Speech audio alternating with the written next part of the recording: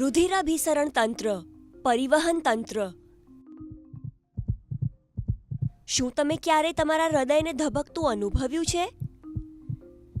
ઝડપથી દોડ્યા બાદ અથવા તો જ્યારે તમે ખૂબ જ ડરી ગયા હોવ છો ત્યારે તમે ચોક્કસપણે તમારા હૃદયને ધબકતું અનુભવ્યું હશે.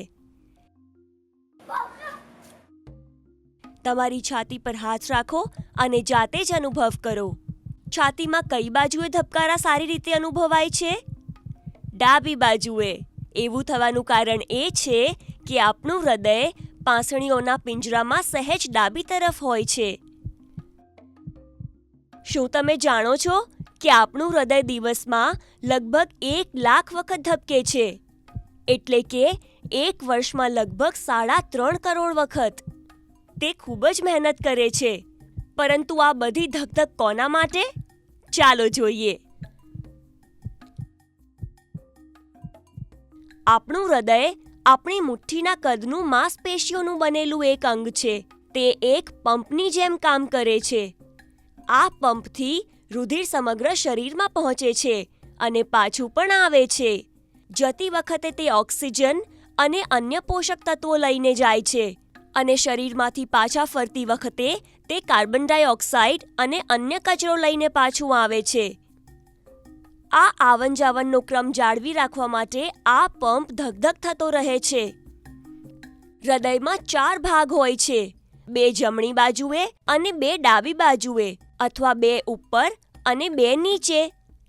ઉપરના 2 ભાગને કર્ણક અને નીચેના 2 ભાગને ક્ષેપક કહેવાય છે. આ છે ડાબું કર્ણક અને આ છે જમણું કર્ણક. તો પછી આ નીચેના ભાગનું નામ શું હશે? સાવ સાચું, ડાબું ક્ષેપક અને જમણું ક્ષેપક. હૃદયમાં રુધિરને લાવવા અને બહાર લઈ જવા માટે પાઇપ અથવા ટ્યુબ જેવી નળીઓ હોય છે, જેને રુધિરવાહિનીઓ કહેવામાં આવે છે. સમગ્ર શરીરમાં રુધિરની નાની નાની નળીઓની જાળ ફેલાયેલી છે. શું તમે અનુમાન લગાવી શકો કે આ બધી જ નળીઓને જોડી દઈએ તો તેની કુલ લંબાઈ કેટલી થાય? લગભગ 1 લાખ કિલોમીટર. એટલે કે મુંબઈથી દિલ્હી અને દિલ્હીથી મુંબઈની 50 વખતની મુસાફરી જેટલું થાય. અહીંયા જે વાદળી નળીઓ દેખાય છે તે બતાવે છે કે તેમાં અશુદ્ધ રુધિર છે. રંગોનો ઉપયોગ વિષયને સમજવા માટે કરવામાં આવેલ છે. આ નળીઓ શરીરમાં આવી રીતે દેખાતી નથી. અશુદ્ધનો અર્થ એ છે કે આ રુધિરમાં ઓક્સિજન ઓછો છે. શરીરના ઉપરી ભાગો એટલે કે માથું અને હાથમાં રુધિર આ ઉપરની નળીઓમાંથી આવે છે, જ્યારે પેટ, પગ વગેરે જેવા નીચેના અંગોમાંથી આ નીચેની નળીમાં આવે છે. બંને મળીને જમણા કર્ણકમાં ઓછા ઓક્સિજનવાળું રુધિર છોડે છે. આ કર્ણકમાં માત્ર નીચેની બાજુએ એક તરફ ખુલતો એક વાલ્વ છે. આવા બીજા પણ દરવાજા છે જેને વાલ્વ કહેવામાં આવે છે. આ વાલ્વ ત્યારે જ ખુલે છે કે જ્યારે નીચેની તરફનું ક્ષેપક વિસ્તરે છે. આ સમયે અશુદ્ધ રુધિર એટલે કે ઓછા ઓક્સિજનવાળું રુધિર ક્ષેપકમાં આવી ગયું હશે અને તેની પાછળનો વાલ્વ બંધ થઈ ગયો હશે. એટલે કે તે વિરુદ્ધ દિશામાં નહીં ખુલે, પરંતુ ક્ષેપકની ઉપરની બાજુએ ખુલતો બીજો એક દરવાજો છે.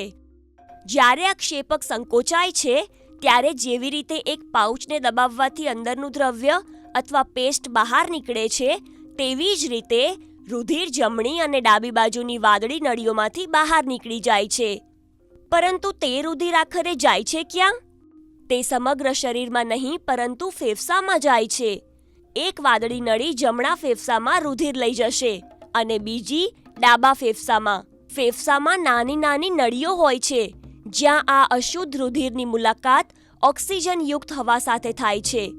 આ એ હવા છે જેને આપણે શ્વાસ દ્વારા અંદર લઈએ છીએ. હવે આ રુધિર લાલ ચટક થઈ જશે કારણ કે તેમાં ઓક્સિજન ભળી ચૂક્યો છે. આ લાલ રુધિર ફરી એક વખત ફેફસામાંથી હૃદય તરફ જશે અને ડાબા કર્ણકમાં આવશે. અહીંયા પણ એક બાજુએ ખુલતો એક વાલ્વ છે. જ્યારે ક્ષેપક વિસ્તરે છે ત્યારે આ શુદ્ધ લાલ રુધિર ક્ષેપકમાં ખેંચાઈ જાય છે જ્યારે ક્ષેપક સંકોચાય છે ત્યારે તે ઉપરની તરફ ખુલતા વાલ્વથી માથું, હાથ, પેટ અને પગ તરફ જાય છે.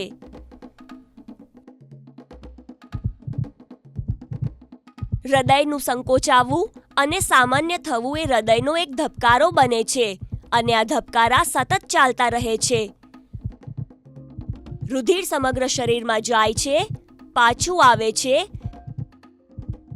ફેફસામાં જાય છે, શુદ્ધ થાય છે અને ફરી પાછું શરીરમાં ઓક્સિજન અને પોષક તત્વ પહોંચાડવા માટે નીકળી પડે છે.